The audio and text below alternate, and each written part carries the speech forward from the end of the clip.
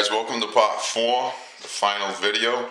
We're just going to button the bike up, going to put the rocker covers on, gas tank, fuel line in, and we'll see if she runs. See if I did a good job. Alright, let's get started with this video. Now a good idea to do here is just turn the rear tire in 6th gear or 5th gear, whatever the highest gear you have, and just see how the engine turns to make sure everything's nice and smooth. So I'm just going to do it. It's a little difficult, but you can see the rockers and stuff are moving.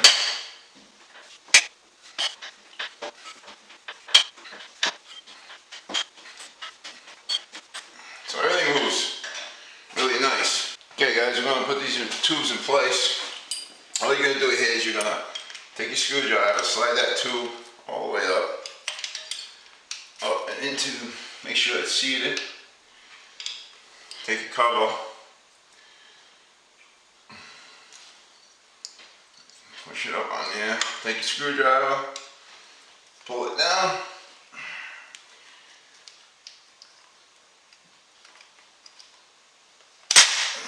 there you go. It's a little difficult, there's some tension on those springs. Same thing with the other one. I already did the 2 front ones. You're going to make sure it's seated. Push that piece down. Take your cover. Slide it up in there. Just hold it with the screwdriver. Push the other piece down. And that's it. And there you go. Tubes are in. You can actually look through the top and actually see if they're seated in there. So that's it. Make sure you got a good seat, everything's all set. The rocker covers are going in now. I already put this one in place. New gasket on. Now these gaskets go one way. Just make sure everything lines up. Pretty simple. I already cleaned these. Looks pretty good. I cleaned them off because they're hard to get in and to clean, so I just did it before I put them on. Look at my other video, shows you how I did it. And then this just goes on. Alright, now these, the long bolts, obviously go on the side of the tire, or the right side of the engine. Make sure it's lined up with the gasket. And just like everything else, just get it started.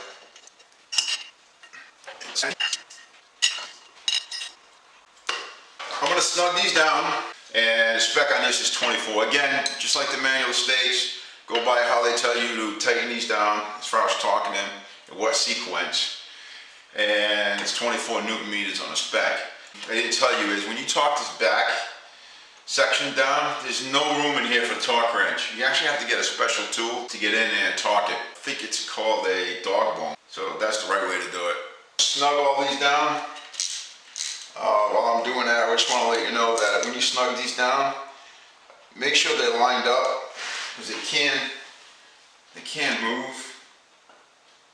So you just want to line them up to where they look good, and then just snug it down so it stays in place.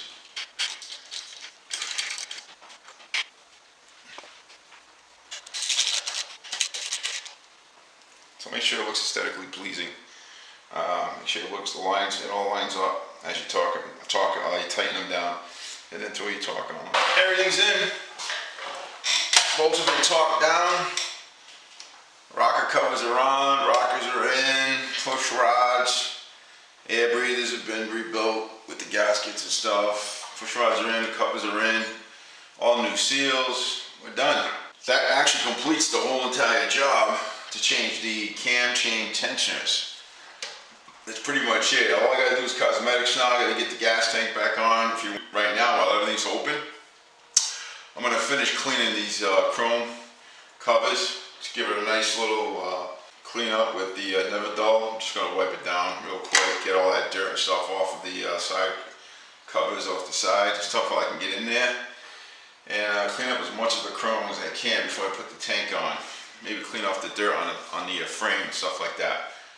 That's all I'm going to do now, so I'm going to pause the video, get that done, and I'll do the other section on the gas tank. It's real simple. There is one seal on the fuel line you have to replace when you take it off. One thing I did not mention through this whole process is before you take the tank off, this is fuel injected, so it's a high pressure system. What I did and what works well is right inside here on the right side cover, you pull this cover off, there's a fuse for the fuel pump. Pull that fuse, run your engine until it dies out, and that relieves the pressure in the fuel line. You don't want to take off that fuel line on the gas tank until you get all the pressure out. So that's a good way to do it. It's pretty safe. And then once the motor dies on its own, you know you got no more pressure in your fuel line. Once you're done, put the tank back on, you put the fuse back in. Before I put the fuel tank in, it's something I wanted to show you, in case you don't know. I'm a big fan of replacing O-rings. There's actually an O-ring in the fuel, where the fuel line goes in this quick disconnect. So I'm going to replace it with a new one. You take the old one out, it sits right in that groove, and you just work the new one in there. But you can't be tricky. Try not to damage it. That's it.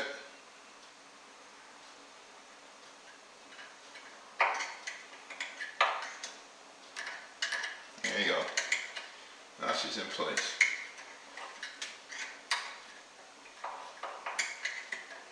Alright, let's get this bad boy back on the bike. Just gonna line up the bolts, line up the holes, put the bolts in.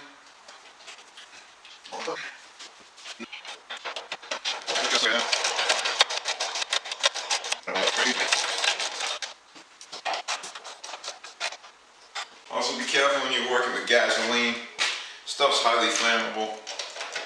If you're like me, in my garage I got a gas heater. I want to shut it off just in case with the fumes and stuff.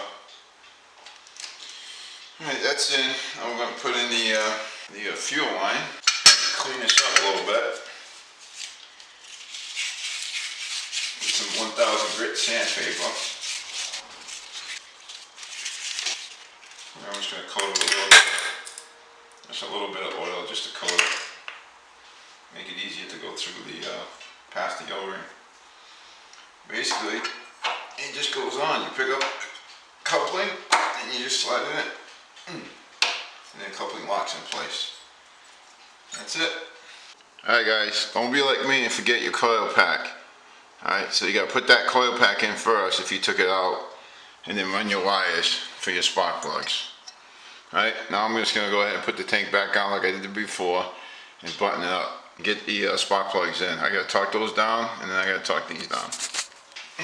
Got this bolted down and torqued 24 Newton meters on the holding bolts for the tank.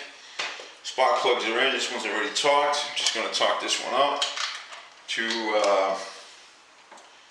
24 is what it calls for on these Newton meters. There you go. Put the plug wires in. And she's almost ready to start. I say almost because I still have to hook up the fuel lines on the front.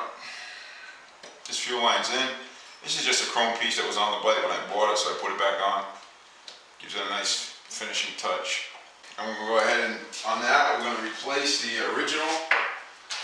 I'm going to put a J&P hose that's covered in, I don't know, what is that, chrome? Stainless steel. It's going to be a stainless steel hose I'm going to put for the crossover with some chrome clamps. It's going to look nice, I think, once it's done. I think it'll be a nice touch in the front. Alright guys, got the crossover fuel line in.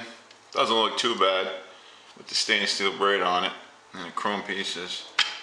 It's not a bad little kit, kind of hard to put on. It's just a clamp. It's tough to get in there with the tool, screwdriver or nut wrench. Only thing I got left now, so I'm going to put the dashboard back on, or the console, whatever it's called, on the tank. Hook up the battery, and then we're going to start her up.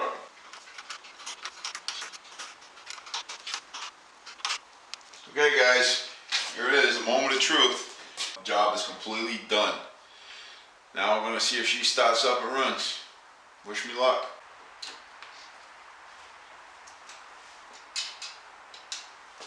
sure she's in neutral. Fuel pump's charging or pressurizing itself. And here we go.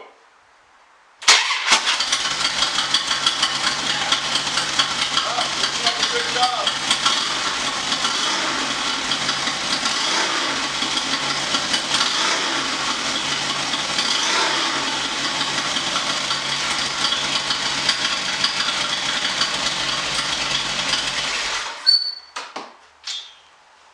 Well, there you have it. The job is complete. It works. Actually runs really good. It's quiet too. She's ready for another run. So I hope that the video helped you guys if you're looking to do something like this yourself. If you're not sure, get someone to help you out. It's really not that difficult. If you have an idea of what you're doing, you can accomplish changing the camshaft chain tensioners. But like I said, if you're not sure, get somebody to help you out, or maybe in the long run it'd be easier to pay somebody. As you see on the video, I made a couple of mistakes. I'm just glad I caught myself in time before I put it back together. But I mean, stuff like that happens when you're working on engines. Hey, leave some comments, good or bad, and throw a like up there if you guys like the series. I appreciate it. Thank you.